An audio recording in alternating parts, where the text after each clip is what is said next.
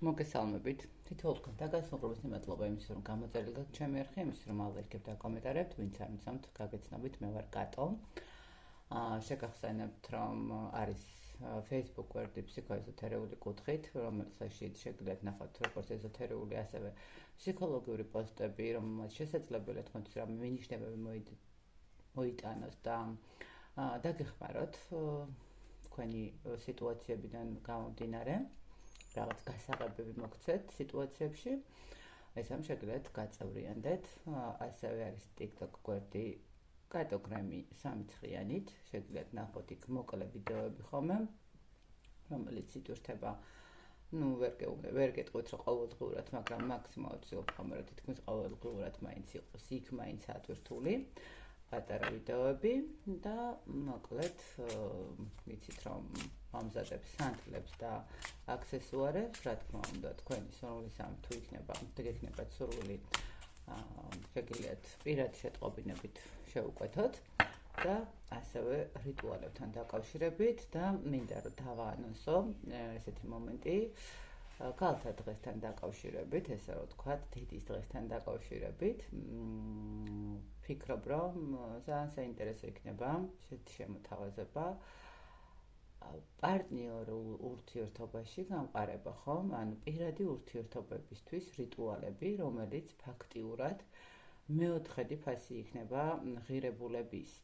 საკმაოდ ხელმისაწვდომი იქნება ყველასთვის, მაგრამ გაითვალისწინეთ, რომ ეს იქნება მხოლოდ 3-დან 8 მარტის ჩათვლით და შეგიძლიათ თუ სურვილი გაქვთ, რა თქმა უნდა, შევუკეთოთ ეს რიტუალი, ხო? ან რიტუალი მოიცავს იმას, რომ მეტი ემოციები გქონდეთ ერთმანეთის მიმართ, მეტი ენერგიები იყოს, მესამე პირები არ ერეოდნენ თქვენ ცხოვრებაში და ადამიანმა მიიღოს გულწრფელად მისთვის და თქვენთვის სასიკეთო გადაწყვეტილებები, ხო?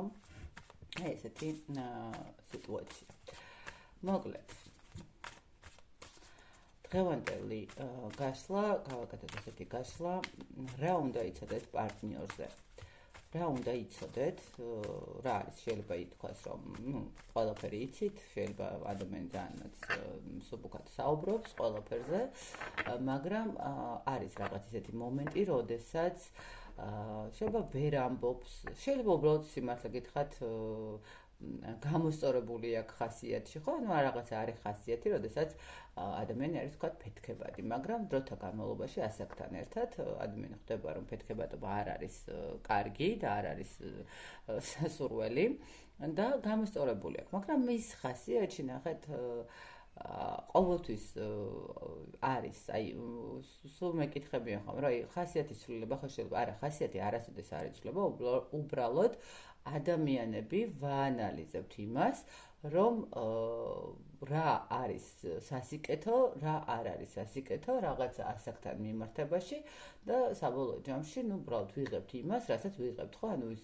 რაღაცა დახვეწილი მანერებია თუ რაც არის, არ აქვს. აი, ნებისმიერ რაღაცა, რაც დამუშავებადი არის ადამიანის ხასიათში, ის ყოველთვის თუ ადამიანი ხვდება, რომ მას ხეს უშლის ხელს, ის ამუშავებს. მაგრამ მისი შინაგანი და მისი ქვეცნობიერიდან არასოდეს არ მიდის, არასოდეს არ იკარგება და საათაშორის სადღაც მაინც წამოკრავს. ეს შეიძლება ითქვას რაღაცა დაძაბულ სიტუაციის დროს შეიძლება წამოკრას ამ ყველაფერმა, ასაკთან მიმართებაშიც კიდევ, რაც უფრო სიბერეში რო შევდივართ ხოლმე, ესე რომ ვთქვათ, და რაღაცები სხვანაირად ლაგდება, ყოველ შემთხვევაში სადღაც მაინც იჩენს ხოლმე ის დაფარული მდგომარეობა, რომელიც შეიძლება გამოსწორებული აქვს ადამიანს. ნახოთ, რა არის ის, რაცაც მალავს თუ რაც უნდა იცოდეთ ამ ადამიანის შესახებ.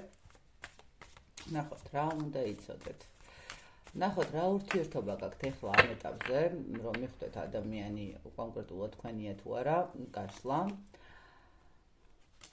რა ურთიერთობაა? საკმაოდ ესეთი ურთიერთობაში მე ესე ვიტყოდი, რომ გაქვთ ძალიან დიდი ტრანსფორმაციის მომენტი. შესაძლებელია ეს იყოს ის მომენტი, როდესაც ადამიანები რაღაცა გადანაცვლებას აკეთებენ ერთი საფეხურიდან მეორე საფეხურზე, ან უბრალოდ გაანალიზებას აკეთებენ იმაზე, რისი დათმობა შეუძლიათ, რისი დათმობა არ შეუძლიათ.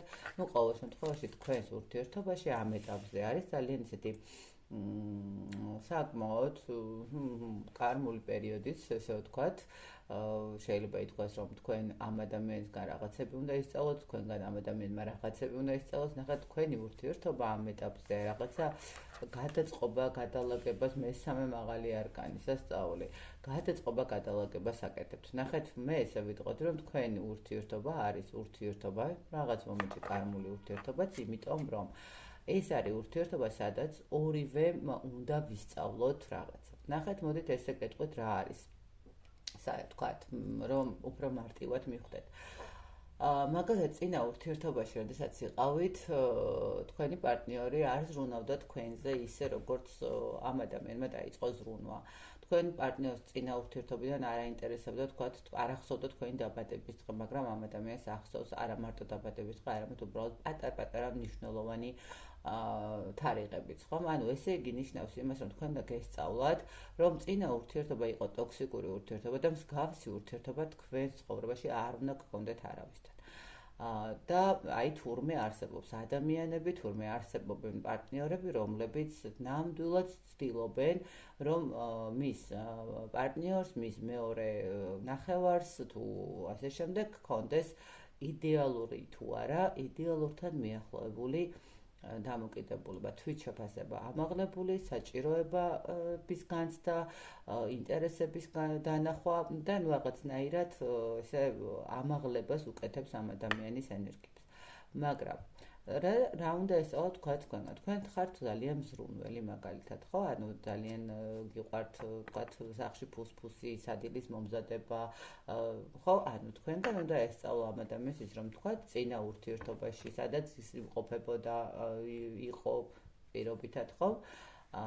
როგორი არის ზრუნვა, ხო? სადაც იქ თქვათ არ ზრუნავდა იმაზე, არ ეკითხებოდნენ რომ რა მიირთვა დღის განმავლობაში, თქვათ, არ აქცევდნენ თქვათ ყურადღებას რაღაცა პატარ-პატარა ნიუანსებს, რომელიც შეიძლება ამ ადამიანისთვის მნიშვნელოვანი ყოფილიყო და ამ ადამიანსაც უნდა ესწავლა ის მომენტი, რომ თურმე არსებობენ ქალბატონები, მამაკაცები, ხო? ანუ არსებობენ ადამიანები, რომლებსაც შეუძლიათ ყურადღების გამოხატვა არა მაშინ, როდესაც იღებენ საჩუქარს, ანუ არა მაშინ, როდესაც არის საჭიროება, არამედ ყოველთვის მუდმივად და ინტერესდებიან ამ ადამიანის რაღაცა წინსვლით, ხო, თქვათ, ადამიანი არ მუშაობდა, არ ქონდა რაღაცა ესეთი სტაბილური სამსახური, რაღაცას თავისთვის, მაგრამ თქვენ გაუჩინეთ ამ ადამიანს და ასწავლეთ ის, რომ თუნდაც მინიმალურით უნდა დაიწყოს და მაქსიმალურზე ავიდეს. ანუ ნახეთ, თქვენი ურთიერთობა არის ფაქტიურად ორივესთვის რაღაცა მომენტში სწავლის მდგომარეობა, სადაც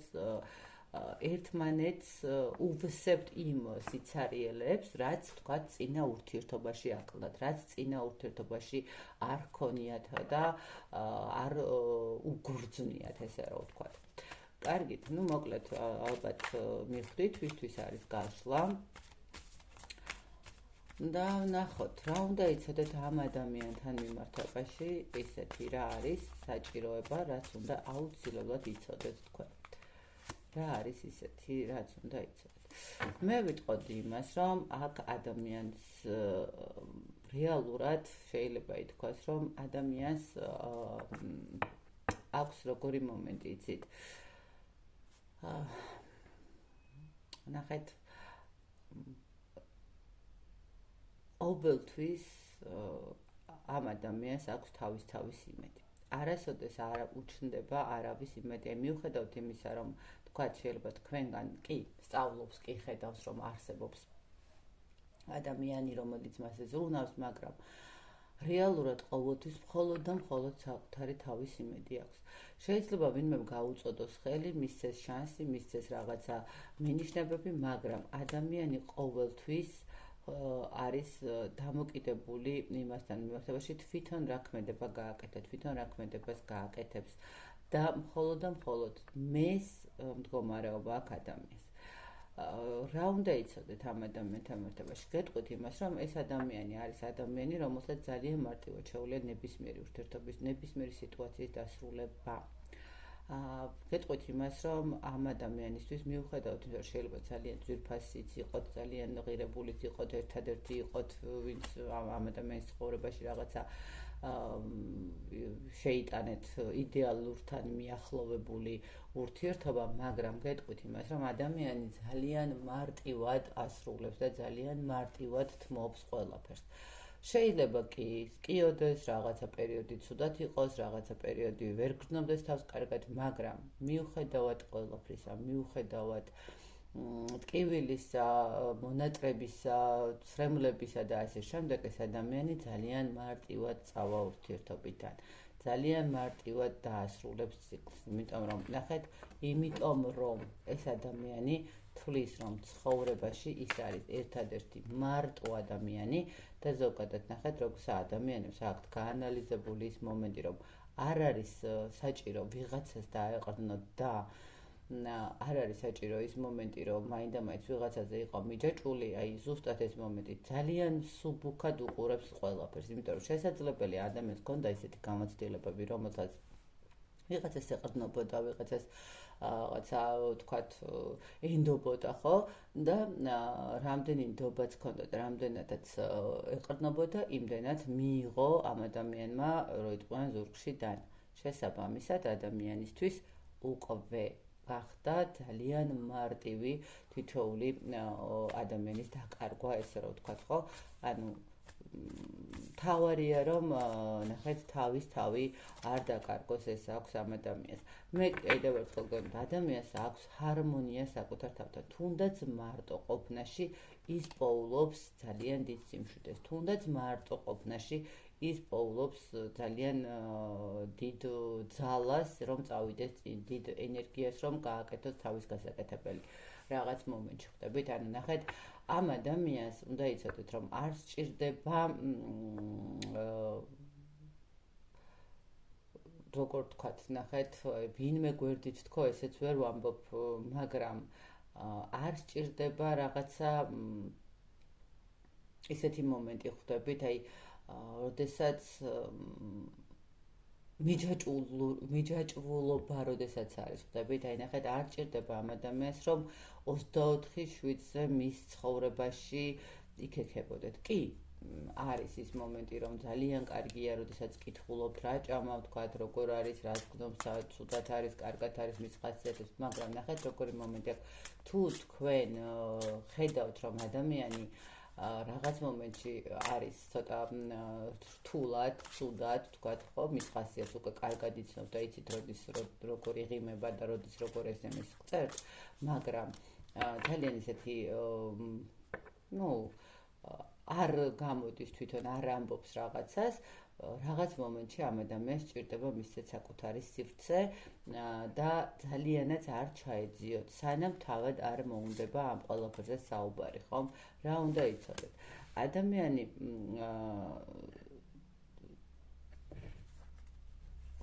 მიმართებაში ადამიანი არის კიდევ ერთი მომენტი არის კიდევ აქ, რომ ადამიანს აქვს ესეთი მდგომარეობა ძალიან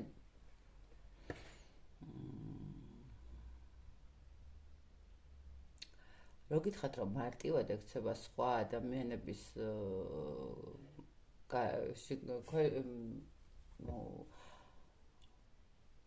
განზრახვების ქვეშ, ხო, რაღაცა ესე რომ ვთქვათ, არ არის ესე.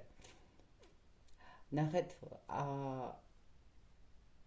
როგორც კი ადამიანი დაინახავს, რომ ზედმეტად ემოციები აქვს პარტნიორს, ადამიანს უჩნდება დისტანცირების სურვილი. ნუ როგორც ჩანს, ნახეთ, იმდენად ფრთხილია ეს ადამიანი, რომ მისთვის ძალიან ისეთი მომენტია, ხო, ანუ ძალიან ფრთხილობთ. ეგოისტიც არის შეიძლება ითქვას. ნუ ხეთ, ეგოიზმიც ახლა ესეთი მომენტია, როდესაც ადამიანი ხვდება, რომ მარტო მოვიდა ამ ქვეყანაზე და მარტო წავა ამ ქვეყნიდან და ეს კარგად აქვს გაანალიზებული და მით უმეტეს თუ კი აქ ურთიერთობებში, თუ კი მეგობრობაში, თუ კი რაღაცა სიტუაციებში ადამიანს გქონდა მით უმეტეს ძალიან ისეთი გაკვეთილები, აქ ყოველთვის იქნება ეგოიზმის მომენტი. ერთი ყველაზე კარგად რაც უნდა იცოდეთ ამ ადამიანთა მიმართებაში, ეს არის ის მომენტი, რომ თუ თვითონ არ იხსნება, თუ თვითონ არ გელაპარაკებათ, ძალიანაც მიაწვევით, რომ არ მელაპარაკები, არ მიხსნი რაღაცა სიტუაციას, არ მეუბნები, აღარ გიყვარვარ, ან რაღაც მსგავსი მომენტები, იმიტომ რომ ამ მომენტში ადამიანი შეიძლება საერთოდ დაკარგოთ. მან ძალიან მარტივად აიღოს და წავიდეს. იმიტომ რომ ეს არის მისთვის ძალიან რთული მომენტი, როდესაც ვიღაცა ცდილობს ამ ადამიანის, ესე ვთქვათ, ძალიან ღრმად სივრცეში შესვლას. რა უნდა იცოდეთ კიდევ ამ ადამიანთან მიმართებაში? გეტყვით იმას, რომ ამ ადამიანს ძალიან დიდი შიში აქვს ოჯახის შექმნის, რო იცოდეთ და თუ თქვენ აქ ურთიერთობაში დიდხანს ხართ, იცოდეთ, რომ ადამიანმა შეიძლება ფაქტიურად გამყოფოთ ძალიან დიდხანს ამ ენერგიებში, ანუ არ გადადგას ნაბიჯი, არ იმოქმედოს, იმიტომ რომ მისთვის ძალიან რთულია რაღაცა ახალი შესაძლებელია რომ დაშორებულიც იყოს ადამიანი ოჯახს და მეორე ოჯახის შექმნა მისთვის რთული იყოს. ან უბრალოდ ნახეთ მეორე კიდე რა მომენტია ადამიანს ეშინია რომ თუ შექმნის ოჯახს, თქვათ, მისი სივრცეები და მისი სივრცე დაირღვევა და ამიტომ რაღაცა ისეთი აქვს, რომ მერე ძალიანაც რომ შევიდეს ვინმე მის სივრცეში, მერე ოჯახის დანგრევა არ მოუწიოს, ხო? ანუ ადამიანს ეს რაღაც მომენტში ვიტყოდი, რომ შიშის მდგომარეობა აქვს. პლუს მაგას მიუხედავად ამ ყველაფრისა, რომ ძალიან ისეთი მომენტია, რომ არ უნდა რომ მის ცხოვრებაში ვიღაცა ძალიან ისე შეიჭრას და ძალიან კაფიოდ იყოს ჩართული და ბოლომდე იცნობდეს, ადამიანს ვერ ვიტყვი, რომ არ არის პასუხისმგებლიანი. ძალიან პასუხისმგებლიანი ადამიანი არის, მიუხედავად თავის შიშებისა, მიუხედავად თავისი უნდობლობისა და მიუხედავად თავისი ეგოიზმისა, მაინც გააჩნია პასუხისმგებლობა. პასუხისმგებლობა ურთიერთობაზე, პასუხისმგებლობა რაღაცა, ყველაფერში თავი დავანებოთ, მეგობრულად, მაინც აქვს პასუხისმგებლობის გრძნობა, ხო, როგორც ადამიანის მიმართ. რაღაცა ეს მომენტიც არის. მოკლედ ესეთი ცოტა რთული პიროვნებაა, როგორც ჩანს ეს ადამიანი და არც ისეთი მარტივია, ხო, ამ ადამიანთან ყოფნა. მე რას გვეტყვის, რა უნდა იცოდეთ.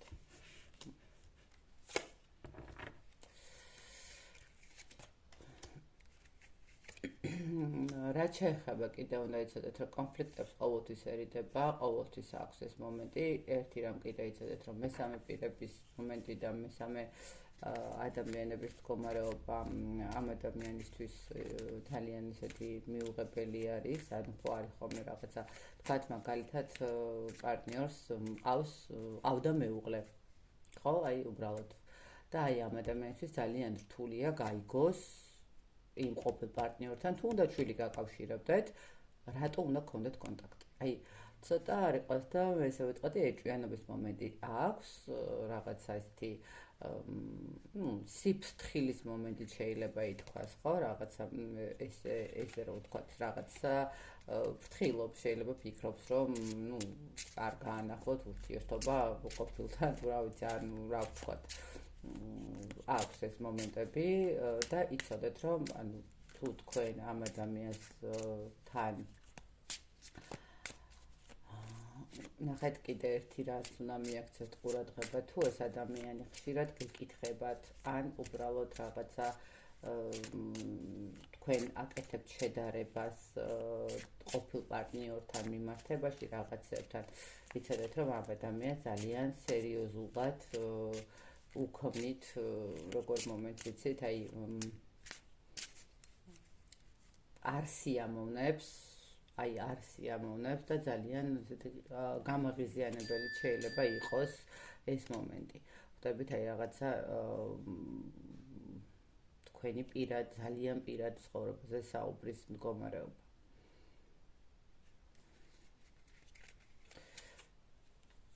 კიდე რა უნდა იცოდეთ? ადამიანს აქვს ის მომენტი, რომ რასაც უნდა ყოველთვის მიაღწევს, რა მდგომარეობაც არ უნდა დაუჯდეს, რაც არ უნდა იყოს, ყოველთვის ეცდება რომ მოატრიალოს თავის სიტუაცია და მოკლედ კიდევ ერთს გეტყვით, რომ არ ვიცი, შეიძლება ყველასთვის არა, მაგრამ ამ ადამიანს თუ ყოველ შემთხვევაში შეიძლება ითქვას, რომ თუ ყავს მეუღლე და ეს იცით თქვენ ერთი რამ ზუსტად ვიცოდეთ, რომ ის არასოდეს არ დამოვა ოჯახით. ის არასოდეს არ დათმობს იქაურობას. ის ყოველთვის ეცდება, რომ იქ დარჩეს და იქ იყოს. ხვდებით, არ ნახეთ, კი, რაღაცა შიშები აქვს, კი, რაღაცა ესეთი მომენტები აქვს, ცოტა ეგოიზმიც აქვს, რაღაცა ნახეთ, უნდა იცოდეთ ეს. და იცოდეთ კიდევ ის მომენტი, რომ თუ ეს არის ის ადამიანი, რომელთანაც თქვათ, თქვენ კონკრეტულად იცით, რომ ამ ადამიანს ყავს პარტნიორი და ყავს მეუღლე და თქვენ მესამე პირი ხართ ამ ადამიანის ცხოვრებაში, იცოდეთ, რომ არასოდეს, რაც არ უნდა წლები გავიდეს, არასოდეს არ მიგიღებთ და არასოდეს არ იქნება ეს ადამიანი იმ ნაბიჯის გამკეთებელი თავისით, თუ რაღაცა მართლა სასწაული არ მოხდა და თუ მართლა რაღაცა ისეთი სიტუაცია არ შეიქმნა, რომ აუცილებლად უნდა გააკეთოს, თუმცა თვითონ ძალიან ეგოისტია და ძალიან მესაკუთრეა. ესეც უნდა იცოდეთ. ნახეთ, თვითონ შეიძლება არ წამოვიდეს, თვითონ შეიძლება არ გადმოდგას ნაბიჯი, მაგრამ თქვენც არ მოგცემთ საშუალებას. თუ თქვენ ხართ იმ სიტუაციაში, რომ ადამიანი არ დგას ნაბიჯს, აი აქ ზუსტად ის ტრანსფორმაციული მომენტები ზუსტად იმიტომ ამოვიდა თქვენს ურთიერთობაში, ხომ? გეტყვით, რომ არც თქვენ მოგცემთ წასვლის უფლებას, მაგრამ არც თვითონ არ გადადგავს იმ ნაბიჯს, რომელსაც თქვენ ელოდებთ. აი რაღაცა ესეთი მომენტი არის, აი ესეთი სიტუაციით დაგვესახა ეს ადამიანი. არ ვიცი, ვისთვის იქნება კონკრეტული გასვლა მნიშვნელოვანი და ინფორმაციული. მე გისურვებ თითოეულ თქვენთანგანს ბედნიერებას, წარმატებას, უვლებ და უსაწყო სიყვარულს და ეყოფილიყო თქვენ ცხოვრებაში ყოველთვის სიმშვიდე, სიყვარული და ბედნიერება და ყველაფერი ისე დალაგებული იყოს, როგორც თქვენ გენდომებად. შეგახსენებთ იმას, რომ პირადი დიაგნოსტიკისთვის უნდა მომწეროთ მითითებულ ნომრებზე, რომელსაც მივუთითებ ყოველთვის და ვუთითებ ხოლმე ვიდეოების ქვემოთ და შეგახსენებთ იმასაც, რომ ქალთა დღეებთან დაკავშირებით 3-დან 8 მარტის ჩათვლით პირად სასიყვარულო ურთიერთობებზე რიტუალები შეგიძლიათ მიიღოთ მე-4 ფასად ღირებულების. კიდევ ერთხელ გისურვებთ ბედნიერებას. დროებით.